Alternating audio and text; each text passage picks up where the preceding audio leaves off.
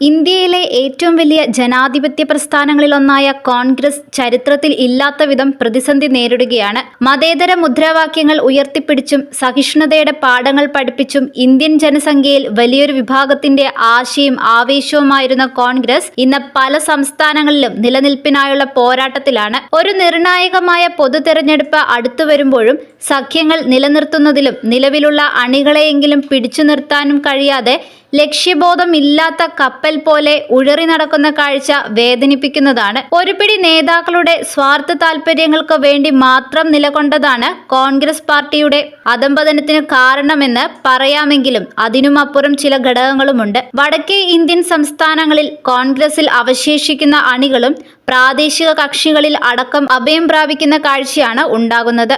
തുടർച്ചയായി അധികാരനഷ്ടം സംഭവിച്ചതും ഇന്ദിരാഗാന്ധിയെയും രാജീവ് ഗാന്ധിയെ പോലെ കരിസ്മയുള്ള ഒരു നേതാവിനെ സൃഷ്ടിക്കാൻ കഴിയാത്തതും പാർട്ടിക്ക് വലിയ തിരിച്ചടിയായിരിക്കുന്നു. കേരളം പോലെ ചെറിയ സംസ്ഥാനങ്ങളിൽ ഒതുങ്ങിപ്പോയി കോൺഗ്രസ് അവിടെയും തിരിച്ചടികൾ നേരിടുന്നുണ്ട്. സമീപകാലത്തായി സംസ്ഥാനത്ത് വലുതും ചെറുതുമായ ഒരുപിടി നേതാക്കൾ BJP അടക്കമുള്ള പാർട്ടികളിലേക്ക് കൂടുമാറിയിരിക്കുന്നു.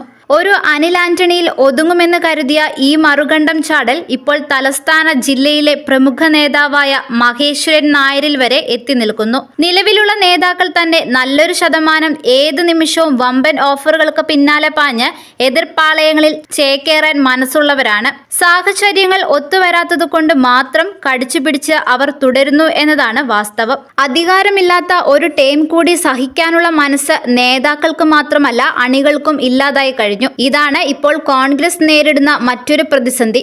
ഭരണപക്ഷത്തിന്റെ വീഴ്ചകൾ സമൃദ്ധമായി ഉപയോഗിക്കാൻ കഴിയാത്തതും മറ്റ് സംഘടനാ ദൗർബല്യങ്ങളും പാർട്ടിയെ തളർത്തിയിട്ടുണ്ട്. ജനത്തിന് സർക്കാരിന്മേലുള്ള വിരോധം വോട്ടായി സ്വയം മാറുമെന്നും അത് തങ്ങളെ സഹായിക്കുമെന്നും സംസ്ഥാന കോൺഗ്രസ് നേതൃത്വം കരുതുന്നു. അതുകൊണ്ട് തന്നെ വലിയ പ്രക്ഷോഭ പരിപാടികൾക്കോ സമരങ്ങൾക്കോ ഒന്നും കോൺഗ്രസിന് താല്പര്യമില്ല. സംസ്ഥാന രാഷ്ട്രീയത്തിൽ മാത്രമല്ല ദേശീയ രാഷ്ട്രീയത്തിലും കോൺഗ്രസിന്റെ ഇപ്പോഴത്തെ രീതി ഇതാണ്.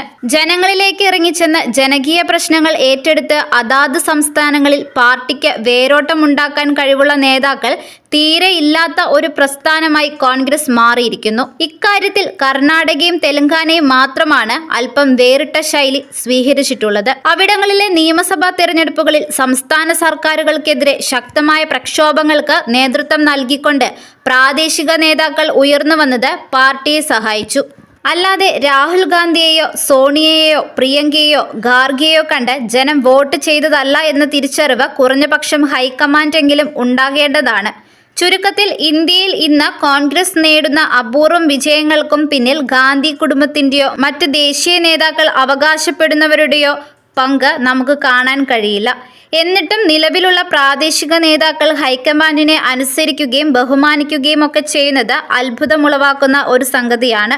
നേരെ മറിച്ച് BJPയെ സംബന്ധിച്ചിടത്തോളം മോഡി എന്ന പ്രധാന സ്തംഭത്തെ ആശ്രയിച്ച് തന്നെയാണ് പല സംസ്ഥാന ഘടകങ്ങളും പ്രവർത്തിക്കുന്നത്. ജനങ്ങളെ ആകർഷിക്കാൻ കഴിയുന്ന ഒരു നേതാവെന്നത് മാത്രമല്ല മോഡിയുടെ പ്രത്യേകത, മറിച്ച് അത്തരം ഇമേജുള്ള ഒരു നേതാവിന് ജനത്തിന് കോൺഗ്രസിലെന്നല്ല പ്രതിപക്ഷ നിലയിൽ പോലും കണ്ടെത്താൻ ആകുന്നില്ല എന്നതാണ്.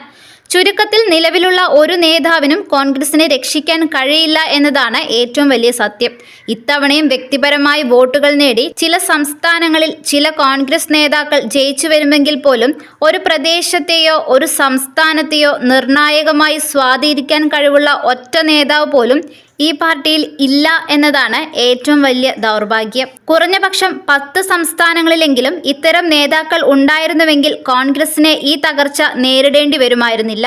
തിരഞ്ഞെടുപ്പുകൾ ജയിക്കണമെങ്കിൽ കോൺഗ്രസ് ഇനി ഉണ്ടാക്കേണ്ടത് ജനക്കൂട്ടത്തെ ആകർഷിക്കാൻ കഴിവുള്ള സമർത്ഥരും ചെറുപ്പക്കാരുമായ നേതാക്കളെയാണ്, അല്ലാതെ ആയാറാം ഗയാറാം കളിക്കുന്ന നട്ടലില്ലാത്ത ഒരുപിടി നേതാക്കളെയല്ല. ഈ പാർട്ടി ആശ്രയിക്കേണ്ടത് അണികളിൽ ആത്മവിശ്വാസം ജനിപ്പിക്കാൻ കഴിയുന്ന, കോൺഗ്രസിന്റെ ആശയങ്ങൾ പറഞ്ഞു ഫലിപ്പിക്കാൻ കഴിയുന്ന, എതിരാളികൾക്ക് അതേ രീതിയിൽ മറുപടി നൽകാൻ കഴിയുന്ന ശക്തമായ ഒരു പ്രതിരോധ സേനയാണ്. അല്ലാത്ത പക്ഷം ഒരു കാരണവശാലും കോൺഗ്രസ് രക്ഷപ്പെടാൻ പോകുന്നില്ല.